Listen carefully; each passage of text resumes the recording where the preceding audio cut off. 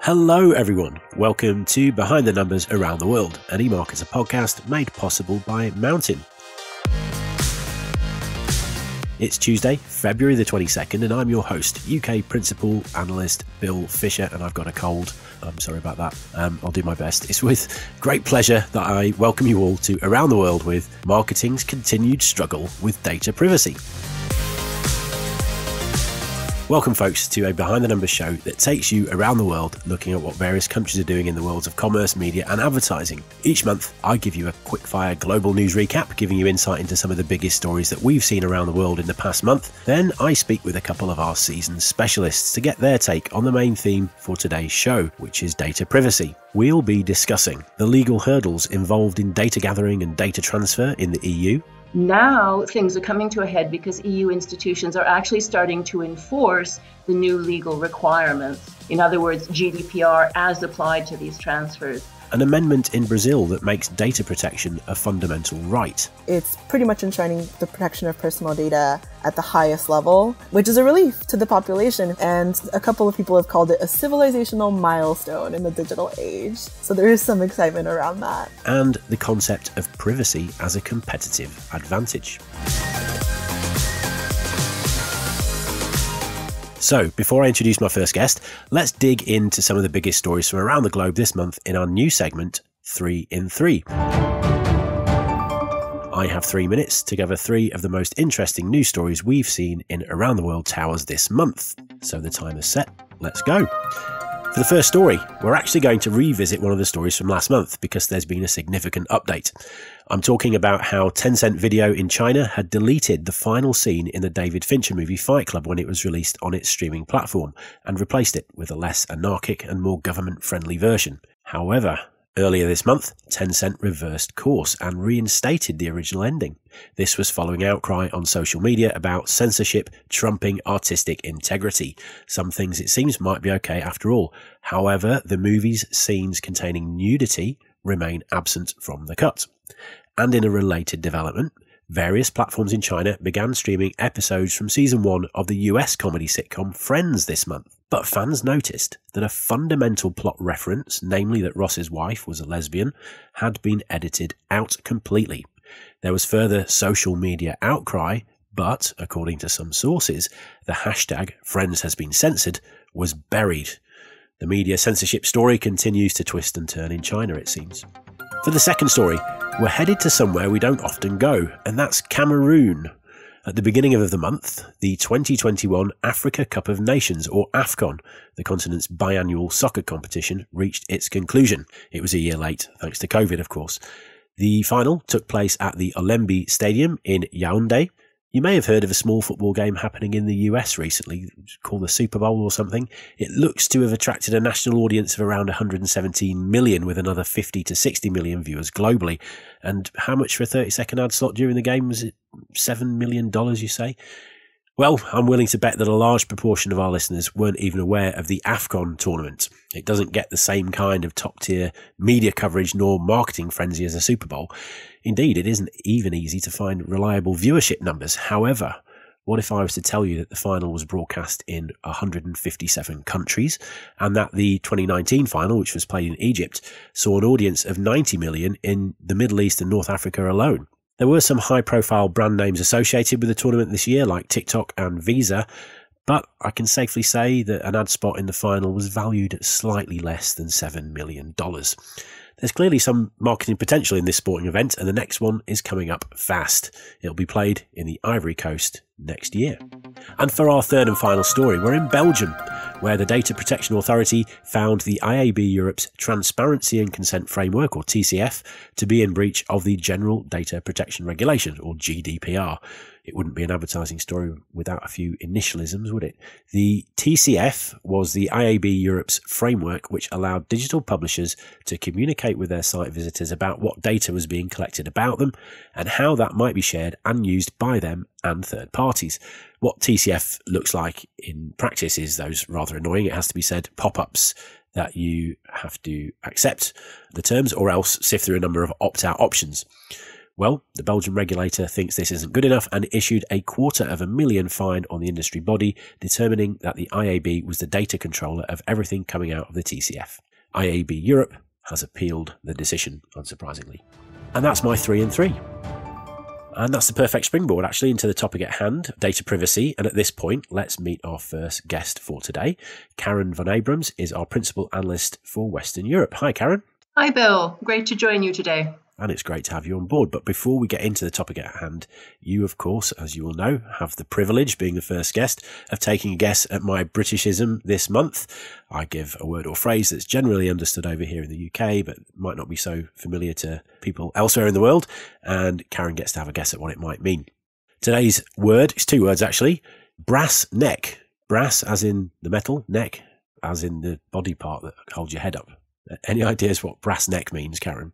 I believe it means stubbornness, rigidity, or is that too simple? I think it's something along those lines. And if not, I shall be deeply ashamed to have missed yet another of your Britishisms. It puts me to shame. I'm going to have to move back to America. Next time, Karin, I promise you won't be first up, so you don't have to do this.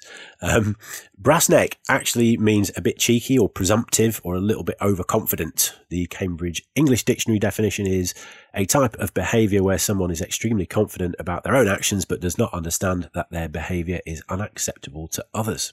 So you could say that some digital publishers have a brass neck, taking our personal data and sharing it with others without making it absolutely clear that they're doing so. The fun bit about this one, though, Karin, is actually the etymology. I won't even ask you to guess this one because I didn't have a clue. It's a bit out there. I don't even know if it's true. The source of this explanation is from a book called Red Herrings and White Elephants by Albert Jack and published by Metro Publishing. And the theory goes that this dates back to the time of highwaymen in the UK. So that was when coach and horses would transport the upper classes around the country, and they were often held up by these highwaymen who would steal all their valuables. If highwaymen were caught, the standard punishment was that they were hanged. And legend has it that some highwaymen thought that by swallowing a small section of brass pipe with wire attached so that they could bite on it to stop the pipe going all the way down their gullet, then when they were hanged, the rope wouldn't choke them, and then they'd just wait for the crowd to disperse, and an accomplice would then appear and cut them down. There is absolutely no evidence that this ever worked, hence having a brass neck equates to having a presumptive overconfidence. So there you go, now you know. Anyway, let's get back to the matter at hand. And I want to dig into this story about the Belgian regulator, Karin, finding the IAB Europe for its transparency and consent framework. And I'd like to get into the specifics a little bit here. Why is it the IAB that's getting the fine here? Because they're not processing the data. So what's going on? No, they're not. They're in the midst of this particular contretemps, however, because the IAB Europe took it upon itself as a regional industry body to formulate the TCF in the first place. It thought it was well placed to come up with a framework that would solve this problem of gathering consumer consent, which the GDPR mandates. And their proactivity, unfortunately, has come back to bite them. But it was a very tricky ask in the first place, and for all kinds of reasons that we're now able to see more clearly. But that's the basic reason. They did this proactively, and it is their baby in a way. That's why they're being told, you need to go back, sorry to mix the metaphors, back to the drawing board and figure out something that isn't actually fundamentally compromising data privacy at a level that we were less concerned about before. Yes, and they've been given a very difficult task, right? They've got to come up with something else within a very short time frame, is that right? Yes, it is. I mean, unfortunately, there's no obvious replacement for the TCF. A number of people have been trying to get their heads around this, as you can imagine, because solving this problem to enable proper data gathering, ultimately perhaps obviously ad targeting, things like that, is really high on everyone's priority. But there is no obvious way to re-engineer the TCF. Unfortunately, the Belgian court has given IAB Europe only 2 months to come up with a plan for how it's going to change these, and 6 months, a hard deadline, I understand, to actually bring the TCF into full compliance with GDPR standards. This, I'm sure people are chewing their nails about this because it's really, really not going to be very easy to do, I think. Yeah, and as I mentioned in the story, the IAB are appealing against this decision, which I presume will put more time into this process anyway. But yeah, it will be really interesting to see what happens here. Okay, something else is happening in the EU, right? It's on the warpath about data transfer from the EU to the US. What can you tell me about that, Karin? Yes, problems are mounting thick and fast for the EU marketing teams, unfortunately. As you say, the EU is on the warpath. The European Court of Justice, the ECJ, over a year ago invalidated what was called the privacy shield operating between the EU and the US that previously allowed data transfers from the EU to the US by law, very important for big tech firms like Google, Facebook, and others headquartered in the US. The court, having invalidated the shield, did permit some data transfers to continue. That's what's currently happening. But it also demanded additional safeguards to ensure some protection around that data. Now things are coming to a head because EU institutions are actually starting to enforce the new legal requirements. In other words, GDPR as applied to these transfers. So, of course, this is having a knock-on effect across France. There are a number of cases currently ongoing or recently decided. France's data protection watchdog, the CNIL, not long ago found the use of, for example, Google Analytics by EU-based websites to be non-compliant with GDPR. So this leaves marketers, just to sum up, first of all, if the TCF from the IAB Europe has been found to be inadequate, then any EU-operated website which has been using something like that is going to be very eager to find out what's happening next. Then these court rulings that undermine the operations of, for example, Google and Facebook, which are critical to many EU marketers, as they are for most other regional marketers around the world, those are in question. And then we shouldn't forget that advertisers and brands themselves can be held accountable by the EU if they themselves are not storing and handling consumer data in a way that's compliant with GDPR. So any marketing officer in the region has an awful lot on his or her plate at the moment. This may be particularly concerning to small and medium-sized businesses because they often have already less financial resource in order to establish data protection for the data they themselves gather. And in fact, there are a number of people in the industry who argue that it's an unfair disadvantage for SMEs, especially in the COVID era, to have to abide by every single aspect of GDPR, because it means, for example, that they can't do targeted ads. And Meta, you mentioned Facebook. Meta got in a bit of a tiz about this recently, right? So I believe Mark Zuckerberg was talking about pulling out of the UK, or was it wider Europe? I can't remember, but it was threatening to pull out completely because it didn't want to have to shift all this data processing capability from outside the US into I believe it was the UK, right? Yes, that's right. And he's still weighing this up, I presume. But as we all know, the market in Europe is so valuable that it's really hard to imagine that he will actually pull out. It's more likely that he will have to contemplate doing more data storage and handling and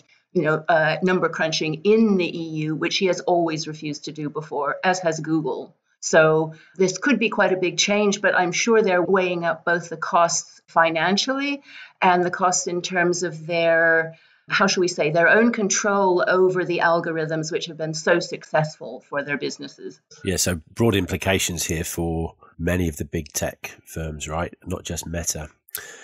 Okay, really interesting stuff, Karin. Let's move on to your third theme for today. And I mean, this is all kind of related, and this is where the views get a bit more wide-ranging and less focused on Europe. But big tech is having to take a good look at itself and its practices. What do some of these things mean? The TCF issue, the data sharing. What does this mean for big tech in terms of their mindsets? Do they need to reconsider how they operate in Europe and globally, for that matter? This is, as you say, an enormous question. I'm not sure about the answer, although various voices have been saying, in order to solve this problem fundamentally, one of the things worth considering is a sort of turn the kaleidoscope round the other way, so that we talk about privacy as something fundamental, a human right indeed, and that's part of the underlying principle behind the GDPR. And even big tech should then be able to apply themselves to elevating privacy to a competitive advantage. They have the money, they should have the brains. If this is ever going to work, that to put the emphasis on privacy as a benefit to all parties, rather than simply thinking of how much data they can gather and the way that they can use that data to understand consumers and target ads. This could be a real breakthrough. But I think it is debatable, can data privacy ever compete as a competitive advantage with the data itself? And certainly most big tech companies seem a long way from this view because they're so dependent on the data that feeds their algorithms. On the other hand, I think it's worth considering that we're still in the very early phases of this enormous volume of data generated by online activity. And from that point of view, I think the kinds of compromises that are being made to date are still very, to use a technical term, clunky. They're not very refined. We haven't yet got to the point where the full realms of technology are being used perhaps in the best way to strike a balance between privacy and data gathering, data management as used by the advertising and marketing industries. Yeah, and even a company, big tech company such as Apple, which prides itself on privacy. I mean, it pitches itself as the privacy company. There was a recent article on Insider Intelligence by Nina Gertzen that it looked at Apple's services business, which grew its revenues 24% year on year. And within that, I mean, this was much higher than its overall revenue. You know, Apple, the hardware company, that's how it makes all its money. But it looks that services is making a lot more revenue for it now. And that includes advertising. It doesn't break out its advertising in these figures, but it's likely to be a large proportion. Obviously, Apple's iOS privacy changes had a big impact on some of these other big tech companies, but Apple itself benefited by being able to use the data that it has on users to be able to sell advertising. So yeah, a really interesting space there. I mean, Apple as a big tech company has an enormous advantage because it does have its own consumers in the tens of millions, if not more. And that's the kind of advantage that the other big tech companies don't want to give up as this whole process of trying to establish data privacy goes forward. Excellent. Karin, as ever, you're a fountain of knowledge. Thanks so much for sharing some of your terrific insights. Well, it's been great to be here. Thank you again. And that's it. I'll sign off. Okay, fantastic. Thanks, Karin. We're going to hear from our sponsor now, but don't go anywhere. We'll be right back to talk about data privacy in Latin America.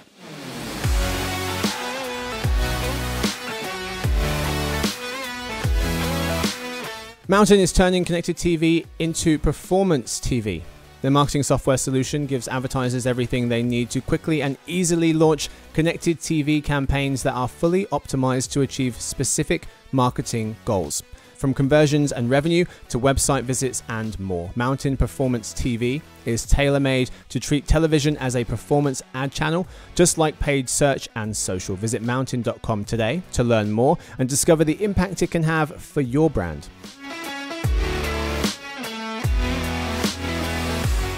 Welcome back and welcome to our next guest. She's a newcomer to the show, but as with every expert we have on, her finger is on the pulse, and I can't wait to discuss some of the data privacy goings on in Latin America.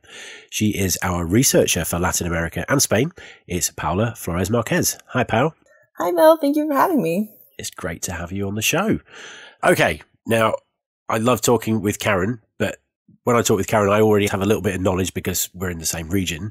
So it's always very exciting to talk to someone who is in a completely different region. And I don't know much about Latin America in the space of privacy and regulation. So I'm really excited to talk. You've got three sort of stories for me. Let's tee you up with the first one. So talk to me about this amendment in Brazil that is set to make data protection a fundamental right. What's that all about? Right. So we have three major developments with the LGPD in Brazil, which is the General Law for the Protection of Personal Data. And so it's kind of a sister law for the GDPR in Europe, although they do differ in terms of time limits and scope.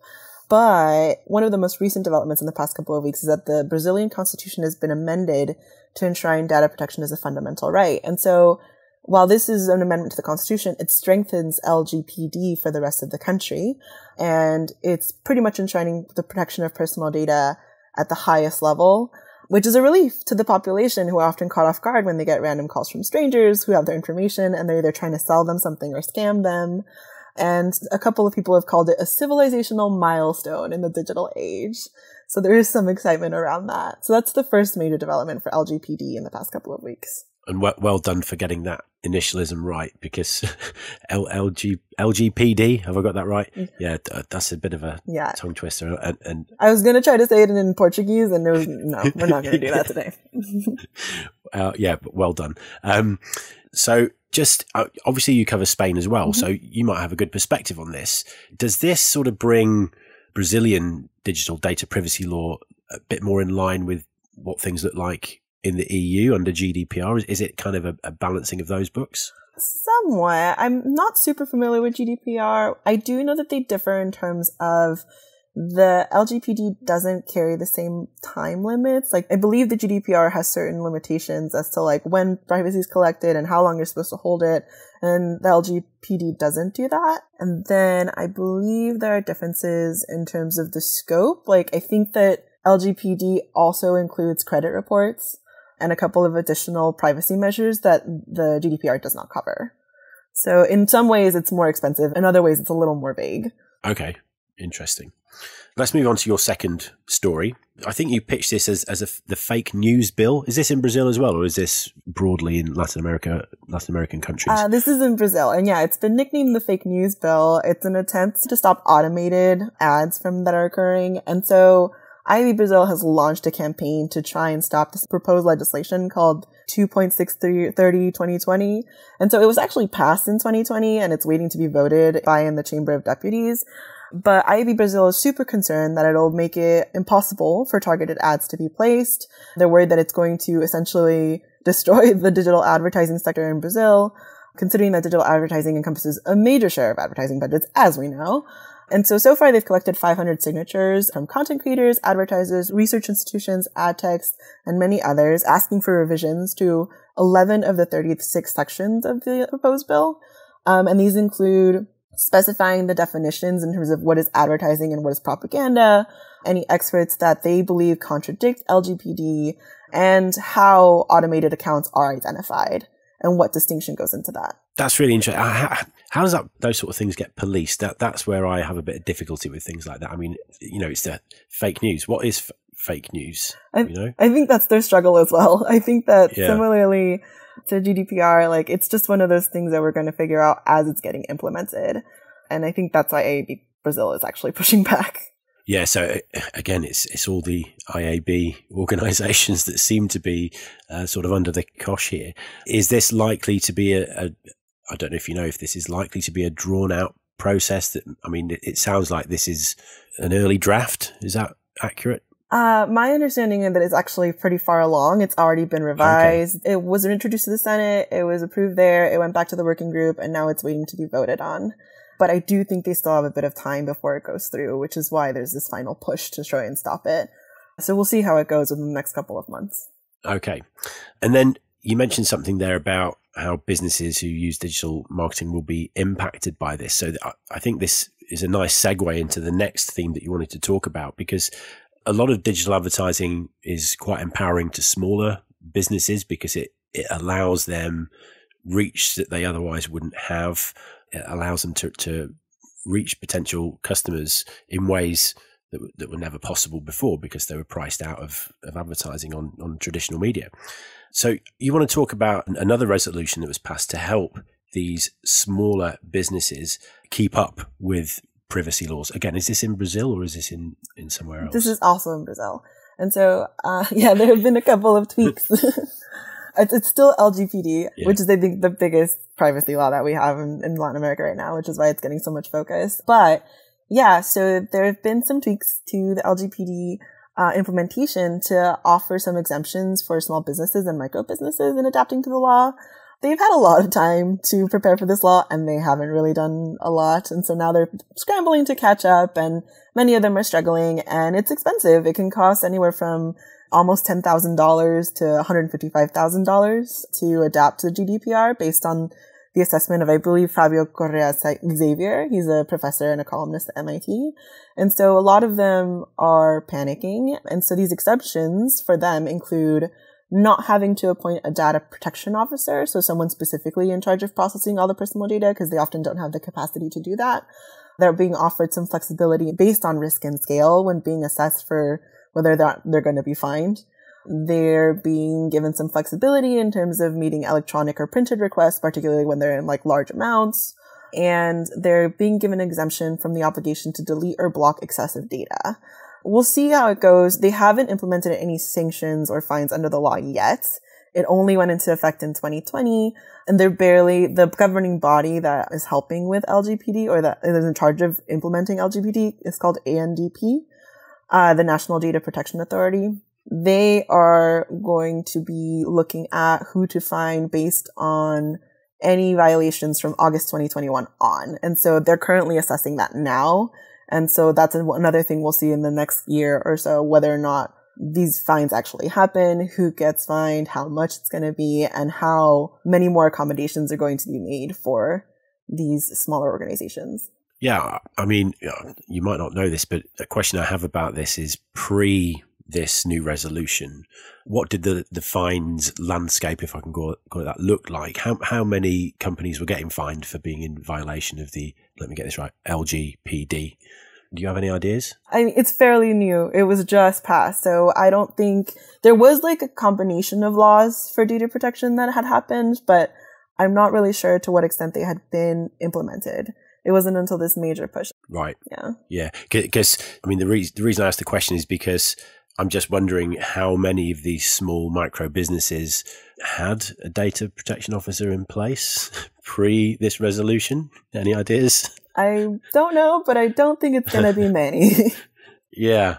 So, I mean, it begs the question, what does it resolve, this resolution? Is it serving any kind of purpose? I mean, I think my instinct for the major law is, or like for the overarching law, is that it's meant to hold someone accountable, right? Like if there's a specific name to be tied to this protection, then it's more pressure. And I guess it just eases some of the pressure on these smaller businesses, and it just acknowledges that they don't have the capacity to handle things as they would on a larger scale. But I can't really speak beyond that. Yeah. Okay, Pao, that was terrific. Thanks so much for your time and your insight. Thank you for having me. This was really fun. Unfortunately, that's all we have time for on Around the World. Thanks to my guests, Karin and Paola. Thanks to all of you for listening to today's podcast, brought to you by Mountain. If you want to ask us any questions, you can, of course, email us at podcast@emarketer.com. Tune in tomorrow for Behind the Numbers Brand Anatomy, a podcast hosted by Jeremy Goldman, who will be speaking with Jim Hilt, president of Shutterfly. I hope to see you next month for another episode of Behind the Numbers Around the World. If you have the brass neck to miss it, then more fool you. Bye for now.